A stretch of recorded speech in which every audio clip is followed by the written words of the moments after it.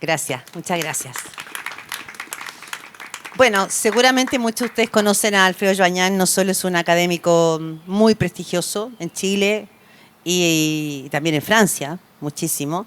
Está muy conectado con toda la red de cientistas políticos de América Latina, para qué decir, y en Europa.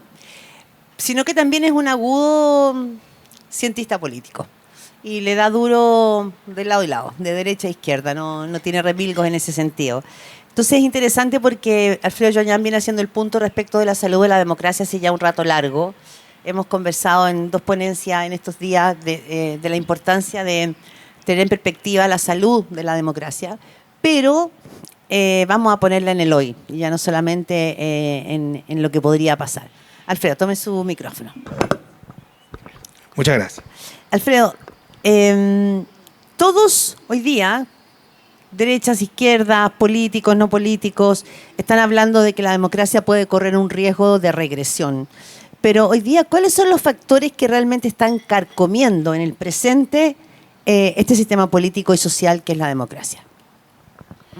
Bueno, muchas gracias por la invitación. Buenas tardes a todas y todos. Bueno, la respuesta no es simple porque uno puede responder esa pregunta en varios niveles. Un primer nivel, que yo diría que es un nivel infraestructural, es un nivel en el cual ha ahondado harto un colega mío que es Juan Pablo Luna, y que tiene que ver con cómo se han ido carcomiendo algo así como las fundaciones sobre las cuales descansa la democracia.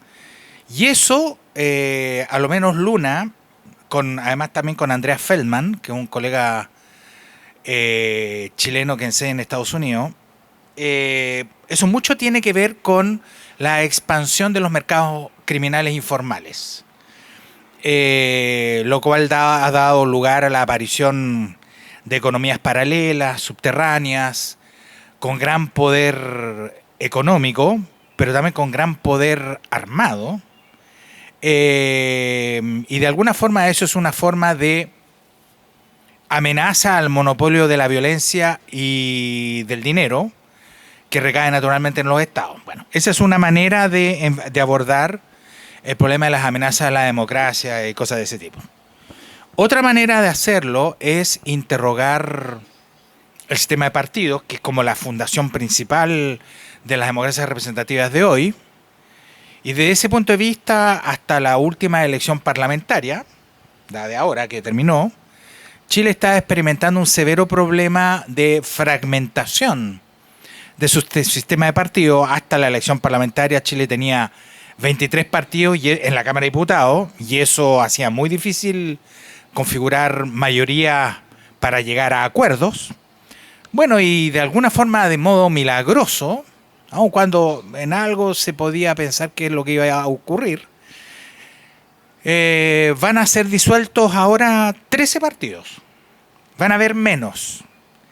Y desde ese punto de vista, el sistema de partidos se reduce en complejidad, pero no se resuelve otro problema, que es la complejidad interna de los partidos, que es un fenómeno que también se veía venir desde hace tiempo.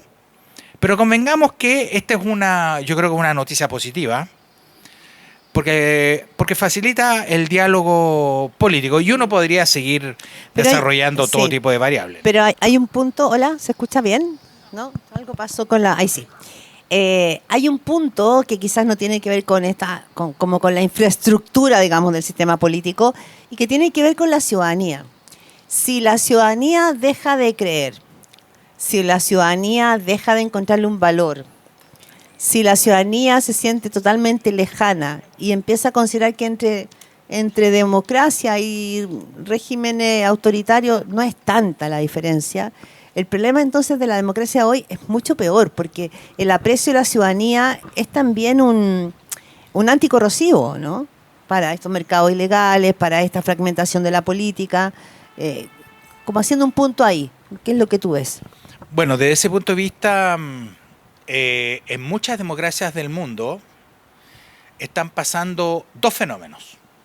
El primero es que a una famosa pregunta de encuesta, que es: ¿a usted prefiere vivir en un sistema democrático, en un sistema autoritario, o en cualquiera, o le da lo mismo? las respuestas a esa pregunta están aumentando desfavorablemente para la democracia en prácticamente todos los países de la región, pero también en países europeos. Y desde ese punto de vista hay algo inquietante que se está gestando. Lo segundo que está ocurriendo es que en los países, especialmente del norte desarrollado, Europa y Estados Unidos, se están generalizando lo que se conoce como las democracias iliberales. Vale decir, esa palabra se está usando mucho, pero yo no sé si la gran ciudadanía la escucha. El término democracia iliberal. Iliberal. Ese término lo inventó Fareed Zakaria, un connotado periodista de CNN Estados Unidos, en 1997 en un célebre artículo publicado en Foreign Affairs, en donde su argumento, esto fue mucho más desarrollado posteriormente, pero en donde su argumento, y hay que darle el mérito a él acuña el término, democracias iliberales, en el fondo es la idea de que la democracia en su propia lógica de funcionamiento está siendo generadora de liderazgos individuales y partidos que tienen como finalidad, al final del camino, carcomer la democracia desde dentro. Es algo así como que la democracia se carcome desde sus entrañas. Y no olvidemos que liderazgos autoritarios tipo Viktor Orbán en Hungría, Erdogan en Turquía y muchos otros, Bolsonaro en Brasil, Trump en Estados Unidos, Javier Milei en Argentina, son liderazgos que fueron consagrados por voluntad popular. Y en su práctica cotidiana, la democracia empieza a perder tracción. Exacto. Eso es lo que está pasando. Bueno, y hoy día es probable que Chile vaya también a ser puesto a prueba a partir del 11 de marzo próximo, y es ahí en donde se ve y se mide la resiliencia de las democracias y la potencia de sus instituciones. Yo en lo personal confío en que la democracia chilena es bien resiliente. Sigo pensándolo. Más allá de quién sea elegido presidente de Chile o presidenta de Chile en las próximas 2 semanas, pero aquí es donde vamos a ver el problema. Y no lo podemos ignorar, porque el fenómeno está lo suficientemente generalizado en muchas partes. Para entenderlo como no solo como el debate desde la academia, ¿qué implica que la democracia esté en peligro? ¿Qué implica que la democracia se esté carcomiendo por dentro? ¿Qué implica en el día a día, en la vida de cada uno de nosotros, ciudadanos y ciudadanas de este país y de la región y del mundo, que las democracias corran peligro? Implica experimentar el retroceso de las libertades públicas, implica comenzar a acostumbrarse en que este tipo de diálogo ya no sea tan evidente sostenerlo, implica aceptar que la labor informativa que es desempeñada por los periodistas sea una labor permanentemente acosada por el gobernante o los gobernantes de turno, es llegar y ver qué es lo que está pasando en Estados Unidos y en Argentina a diario, y en Argentina. Y está empezando a pasar en Chile. Así es. Te pasó hoy día en la mañana, por lo que entiendo. Sí, sí. Es decir, esos son fenómenos que comienzan a naturalizarse, y los pueblos pueden terminar acostumbrándose a ese tipo de cosas, porque los pueblos pueden terminar aceptando, El Salvador con Bukele, pueden terminar aceptando una pérdida de libertades públicas a cambio de seguridad, por ejemplo. Eso es Bukele. Ya, pero hay un punto muy relevante. Saquémosle el juicio de valor. No, yo no estoy metiendo, yo estoy constatando. No, yo quizás lo tengo que sacar yo. Porque efectivamente lo que uno ve en El Salvador es que la restricción a las libertades de las personas es casi total. Pero él le ha entregado a esa ciudadanía que puedan salir a comprar y a funcionar en seguridad. Las maras, en el caso de El Salvador, son pandillas, pero muchísimo más violentas, y la manera en cómo tenían cooptada la sociedad era una manera casi peor que lo que estamos viendo nosotros ahora en la región en crimen organizado, porque el nivel de cobro para poder ir a la esquina, para salir de tu casa, para tener un negocio era... Entonces, él hizo ese cambio. Y la ciudadanía le entregó finalmente, ¿no es cierto?, sus libertades personales, pero vive tranquila. Entonces, Por eso digo que hay una dualidad en esto. A eso me refería al juicio de valor.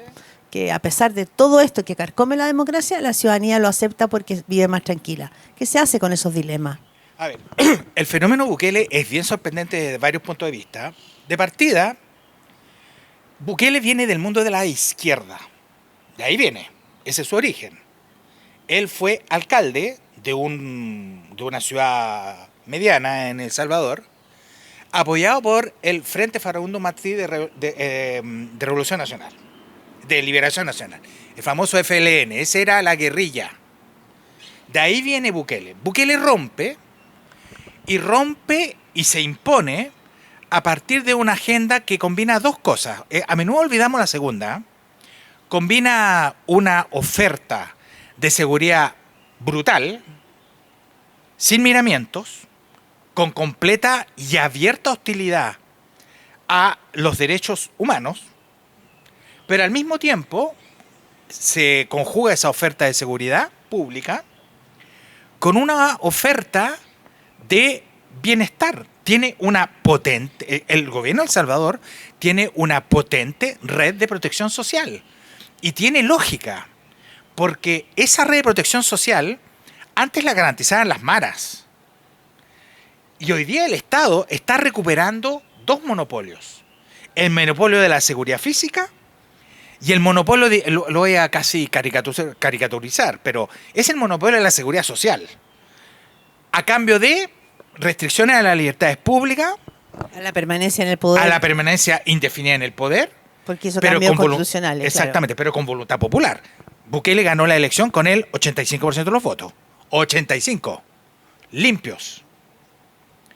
Por lo tanto, este trade-off es bien complejo. Esta cuestión antes no la habíamos visto. Esto es nuevo.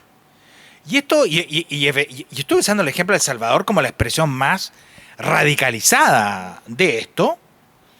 Y yo no estoy diciendo que todos los países están imitando a Bukele, pero sí lo observan, lo miran. No, hay una buquelización de la política probablemente en la región. Y en Europa también. Y en Europa también. Es decir, Estados Unidos incluso ha llegado al punto de comprar cárcel Claro. en El Salvador, que es una importante fuente de ingresos para este país que se le conoce popularmente como el pulgarcito del Caribe, el país más pequeño de todos.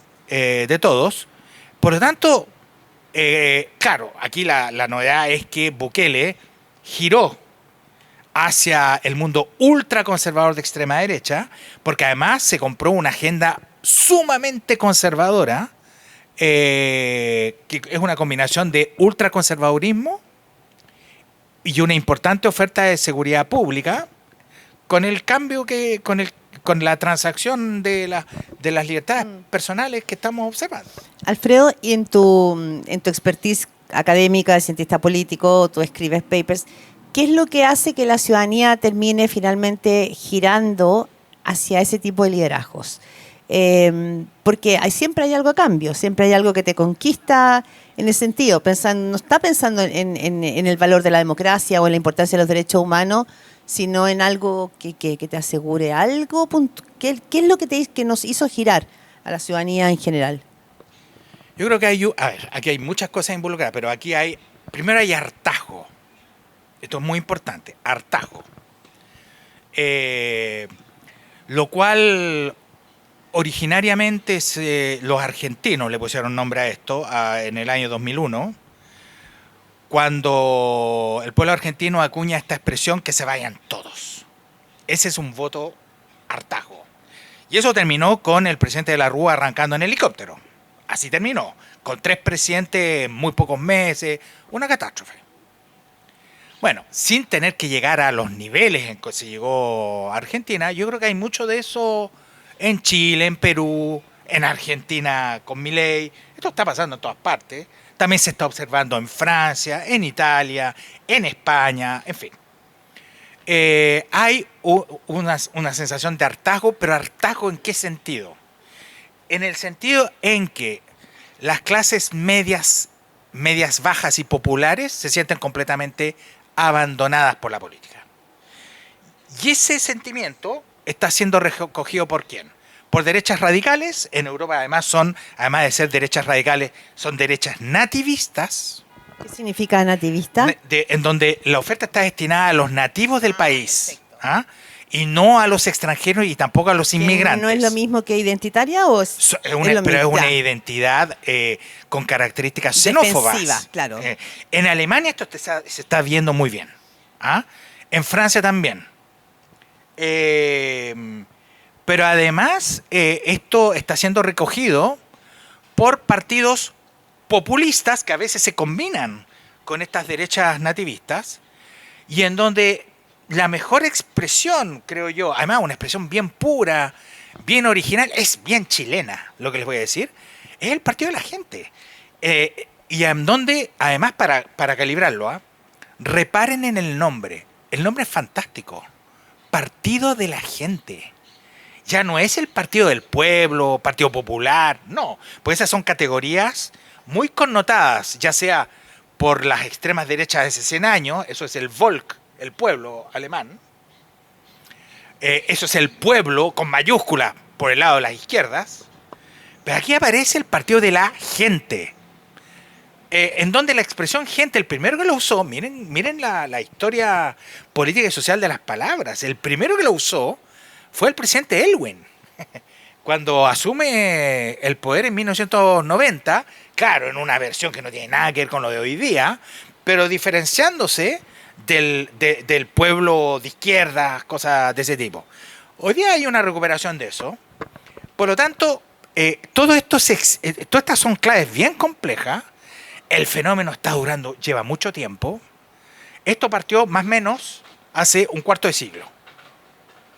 Ya llevamos 25 años en esta historia. Y es súper largo y yo no veo que esta cuestión esté declinando. Ya, es que ahí yo tengo también una duda, que seguramente ya ustedes también van a poder plantear la suya. Si la política lo sabe, si la academia lo estudia, si todo el mundo está atento, ¿por qué? Y estamos viendo fenómenos en el resto del planeta, ¿por qué entonces nuestra clase política no ha tomado medidas para hacer un cambio, para reconectar, para visibilizar esa ciudadanía, para defender, para fortalecer las instituciones? ¿Por qué no han habido cambios y vamos en el mismo vagón que todos los demás sin poder frenar o querer cambiar de vagón? Es una excelente pregunta. Yo creo que eso tiene mucho que ver con una clase política que no sabe muy bien qué hacer, literalmente. ¿Pero porque está confundida o porque en realidad hay flojera? Primero porque hay inercias en los partidos. Los partidos son profundamente inerciales. No perdamos de vista que la política de hoy, no de hoy, de hace 80 años, la política de hoy es una política de profesionales. No solamente se vive para la política, se vive de la política. Y eso implica códigos, reflejos condicionados, una difícil apertura a lo nuevo, una tendencia a operar en lógica de burbuja, lo cual es muy lógico, porque esto se transforma en una profesión, pero a veces irrumpen políticos individuales que rompen los esquemas.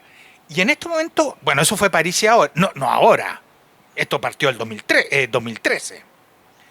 Pero ahora una fuerza mayor. Pero siempre al alza. Pero hay una dupla socialista que creo que está oliendo. ¿Quién? Eso es Daniel Manucheri con Daniela Ciccardini. Que son pareja, además.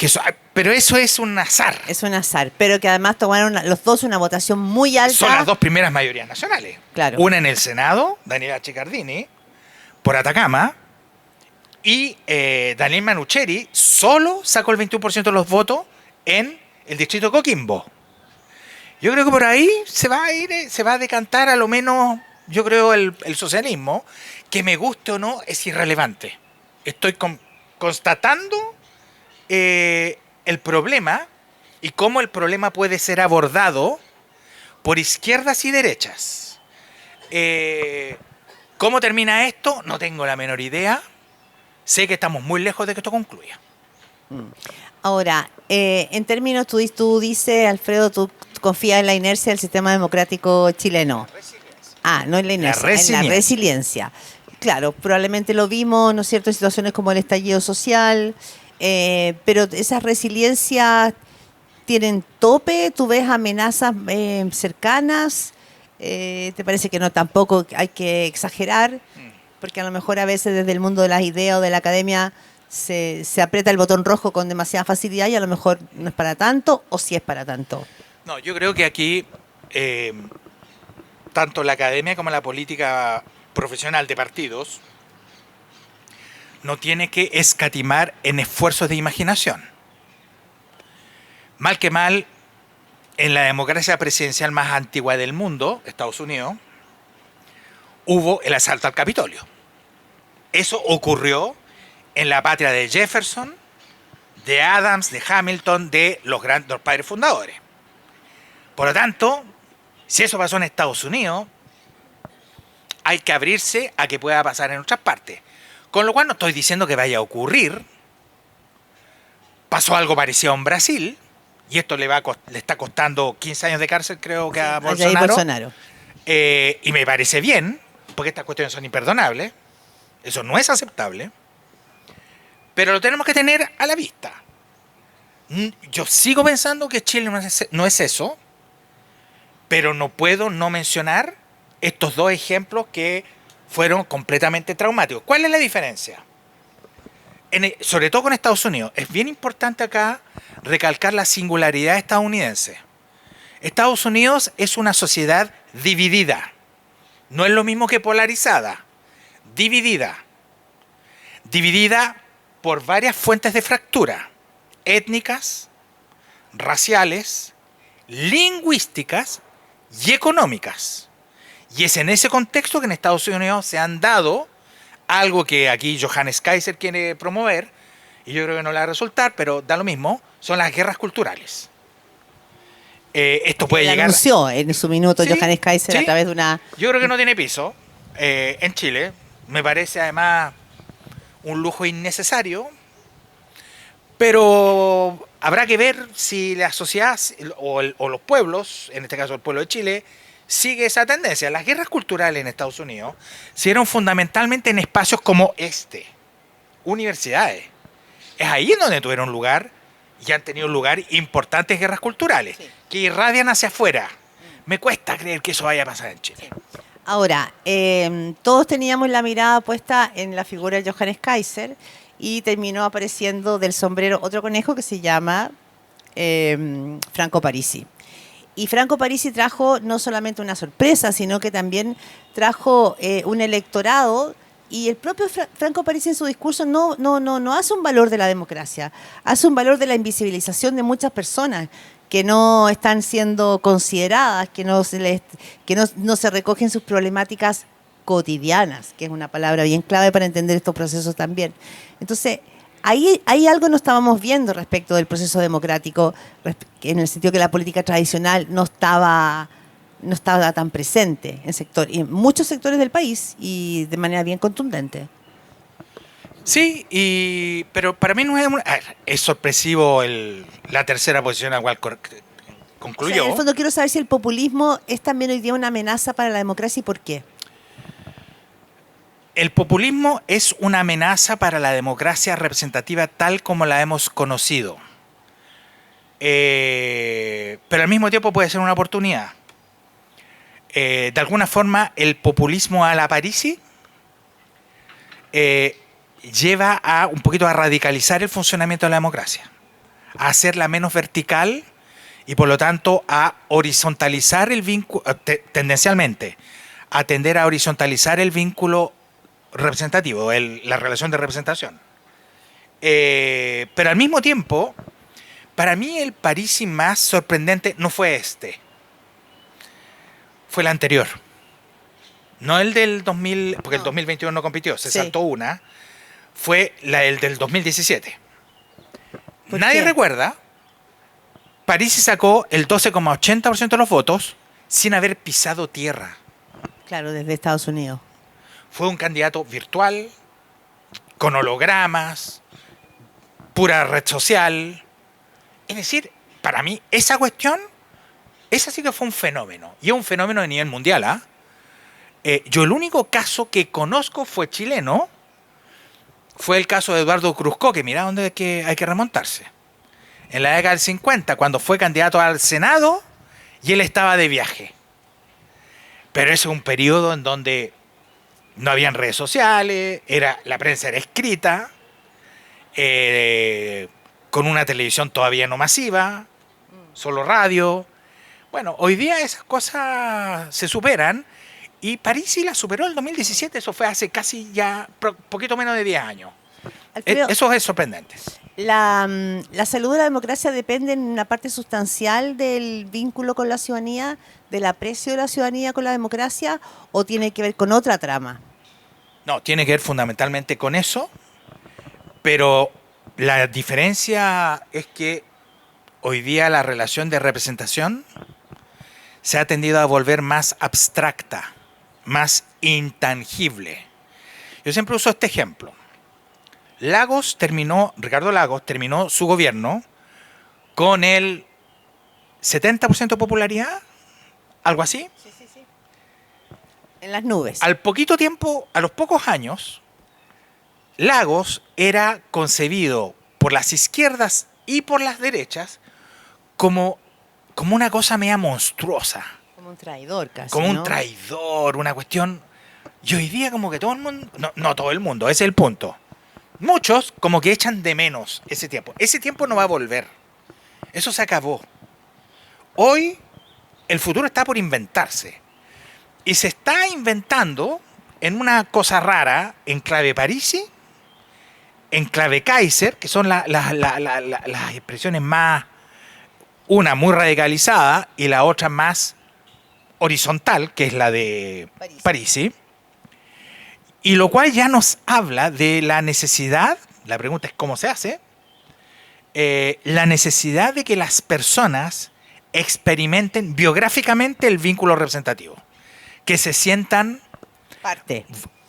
Yo creo que la expresión es suave, que se sientan visceralmente representados.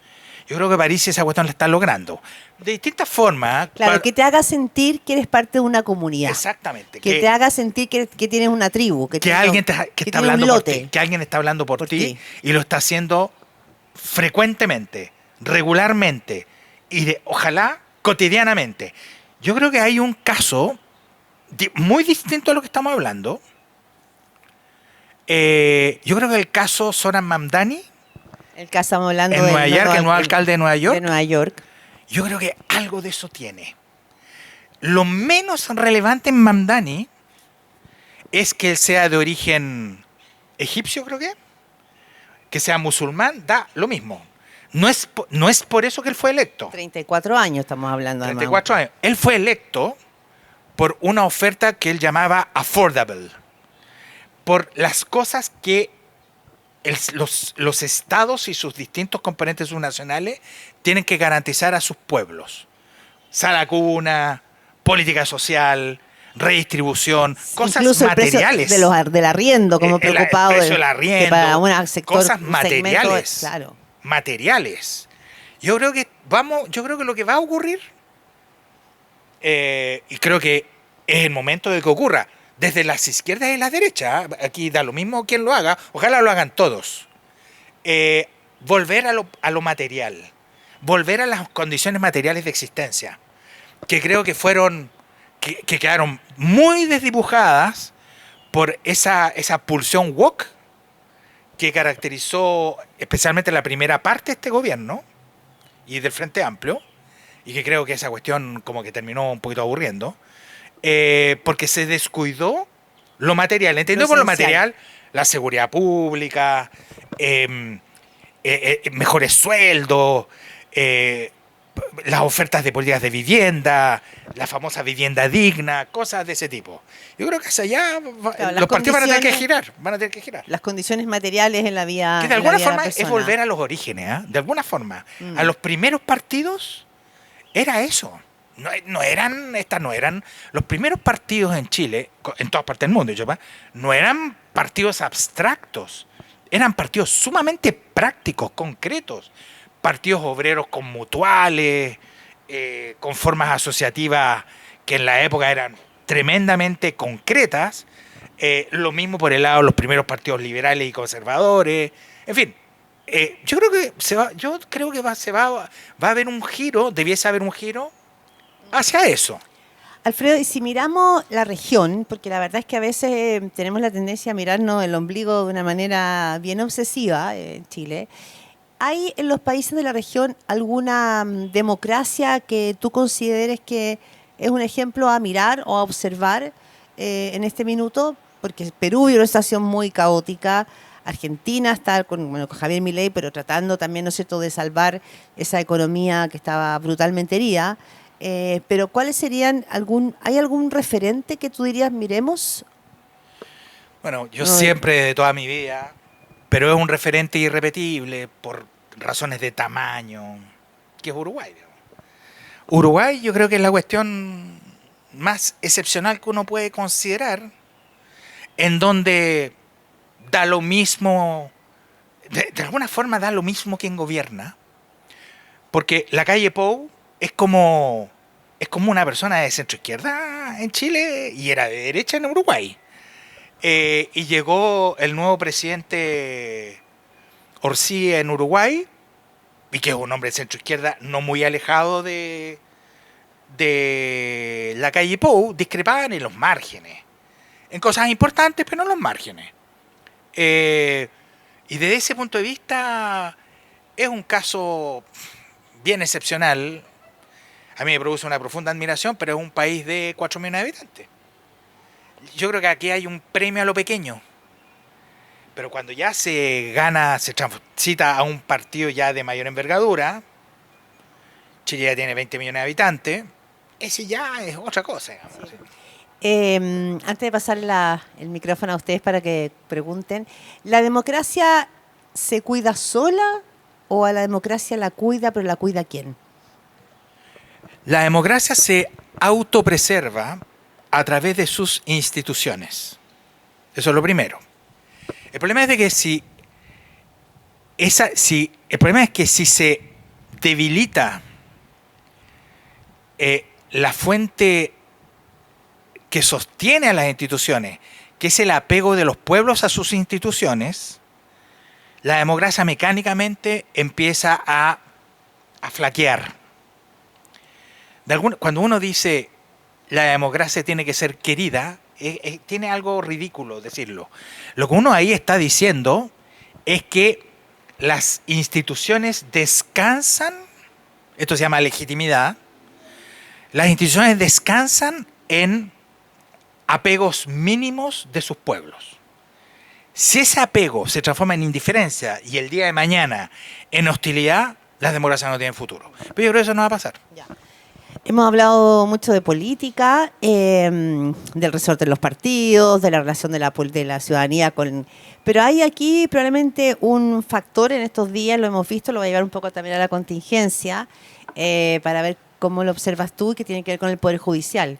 Una democracia robusta requiere de varias manijas funcionando a la vez, y uno de esos es el Poder Judicial, donde la ciudadanía necesita tener la confianza de que la justicia es igual para todos. Y lo que hemos visto, y se va a seguir profundizando en estos días, ya a partir de mañana, que hay en la Corte de Apelaciones tiene que revisar el capítulo de querella en contra de la ex suprema Ángela Vivanco, es que aquí se puede empezar a derrumbar y aparecer una trama de jueces, notarios, conservadores de bienes raíces, políticos, que podría efectivamente terminar dañando este apego o este aprecio por la democracia, ¿no? Sin ninguna duda. Lo que ha estado ocurriendo durante todo este año 2025 en el Poder Judicial y especialmente en la Corte Suprema es de una enorme gravedad. Ya llevamos 2 jueces de la Corte Suprema destituidos, si no me equivoco, un juez de Corte de Apelaciones. Sí, Antonio Ulloa, que tuvieron que sacarlo, lo sacó el Congreso finalmente. Hubo otro juez de la Corte Suprema que se salvó jabonado, que es Jean Paul Matus. Sí. Jabonado. Jean-Pierre. Jean-Pierre. Por un voto, si mal no recuerdo, del Senado. Es decir, aquí hay un el Poder Judicial y la Corte Suprema tienen un problema grave. Y es más, muy grave. Pero al mismo tiempo es acá en donde se observa la importancia de los contrapoderes. En este caso del Senado.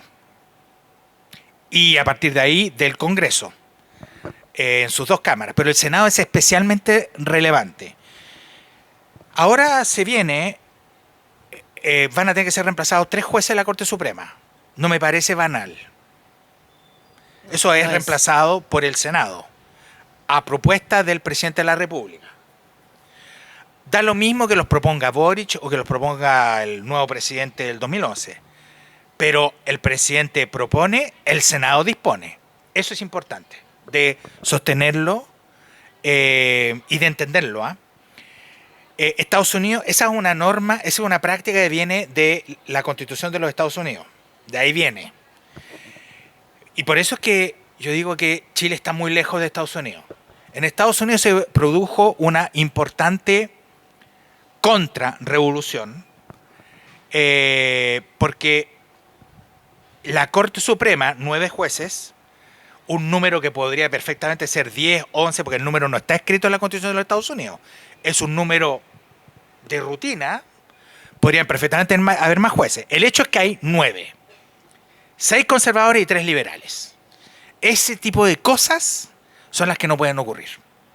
Y afortunadamente, por eso es que existe un contrapoder, en este caso, que es el Senado chileno.